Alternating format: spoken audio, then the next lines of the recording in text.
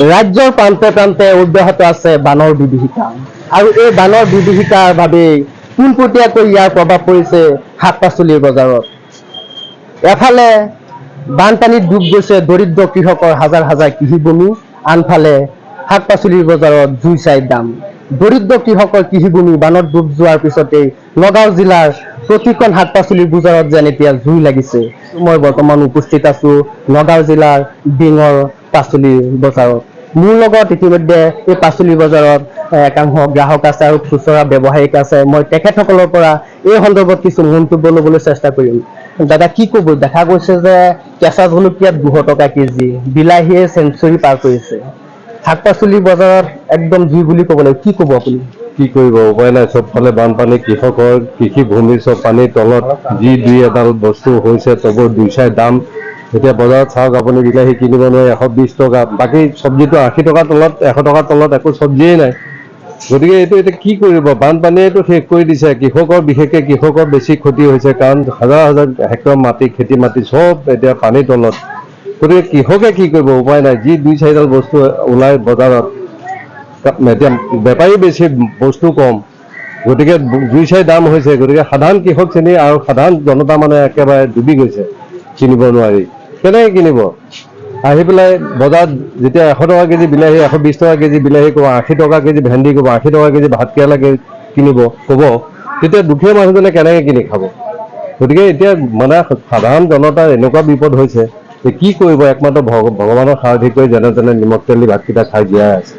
অকল শাক পাচলি বুলি ক'লে ভুল হ'ব। দেখা গৈছে পিঁয়াজ, নহৰু, মিঠাতেল প্ৰতিটো বস্তুৰ দাম বাঢ়িছে আৰু অসম চৰকাৰৰ এটা বিভাগ আছে, যোগান বিভাগ, কি ক'ব? অসম চৰকাৰৰ যোগান বিভাগে এইটো অতি সোনকালে এটা দাম নিয়ন্ত্ৰণ কৰিব লাগে। কাৰণ আলু, পিঁয়াজ, আপুনি আদা, নহৰু যিয়ে কয়, কেঁচা জলকীয়া যিয়ে কয়, আপোনাৰ প্ৰতিটো বস্তু দুই চাই দাম হৈ গৈ আছে। গতিকে অসম চৰকাৰৰ খাদ্য বিভাগৰ যিজন মন্ত্ৰী মহোদয় আছে, তেখেতে অন্তত এই বিষয়টোত অন্তত চকু ৰাখি অকণমান দামটো নিয়ন্ত্ৰণ কৰিব লাগে। এইটোৱে ৰাইজৰ ফালৰ পৰা তেখেতলৈ অনুৰোধ। নিশ্চয়কৈ মোৰ লগত আৰু এজন খুচুৰা ব্যৱসায়িক আছে। দাদা আপুনি অকল এইফালে আহিব। মোৰ লগত এজন খুচুৰা ব্যৱসায়িক আছে। দেখা গৈছে যে আপুনি বহুত বছৰৰ পৰা এই ডিংগৰ শাক পাচলিৰ বজাৰত আপুনি ব্যৱসায় চলাই আহিছে। ইতিমধ্যে যি আপোনাৰ শাক পাচলিৰ যি ৰূপত দাম বৃদ্ধি পাইছে, কি ক'ব? ইয়াৰ যিখিনি দেখিছোঁ চাৰিওফালে পানী, আমাৰ চহৰ অঞ্চলৰ পৰা যিখিনি মাল আহে সেইখিনি বৰ্তমান অহা নাই, কাৰণ পানীৰ তলত। যিখিনি ওচৰে পাঁজৰে মাল আছে, আমাৰ যিমানখিনি দোকানী আছে, এই দোকানীখিনি ধৰি লওক, তাৰ বাহিৰেও বাহিৰৰ বেপাৰী আহে, তেওঁলোকলৈকো ধৰি লওক নিমিলে, যাৰ ফলত দামটো বৃদ্ধি পাইছে। বস্তুটো উৎপাদনটো কমি গৈছে, যাৰ ফলত বস্তুৰ দাম বাঢ়ি গৈছে। সেইখিনিকে মই ক'ব বিচাৰোঁ। মোৰ লগত আৰু এজন গ্ৰাহক আছে, মই তেখেতৰ পৰা জানিব বিচাৰিম, কি ক'ব? দেখা গৈছে যে ব্যাপক ৰূপত বৃদ্ধি পাইছে শাক পাচলিৰ বজাৰত। একদম কোনো বস্তু আপোনাৰ কিনি খাবলৈ হয়তো সাধাৰণ জনতাৰ কষ্ট হ'ব, কি ক'ব?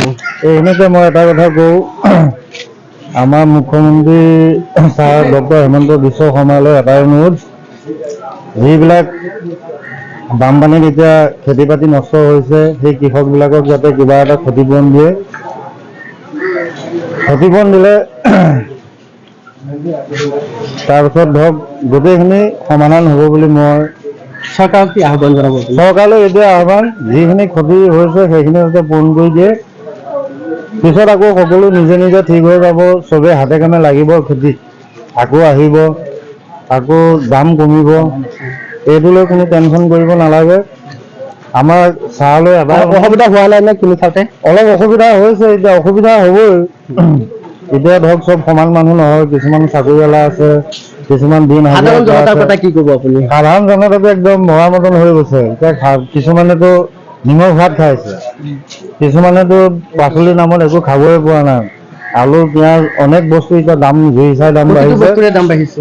প্ৰত্যেকটো বস্তুৰে দাম বাঢ়িছে। আমাৰ এইটো অনুৰোধ, যিবিলাক কৃষকৰ মানে লছ হৈছে, যাতে কিবা এটা ক্ষতিপূৰণ দিয়ে।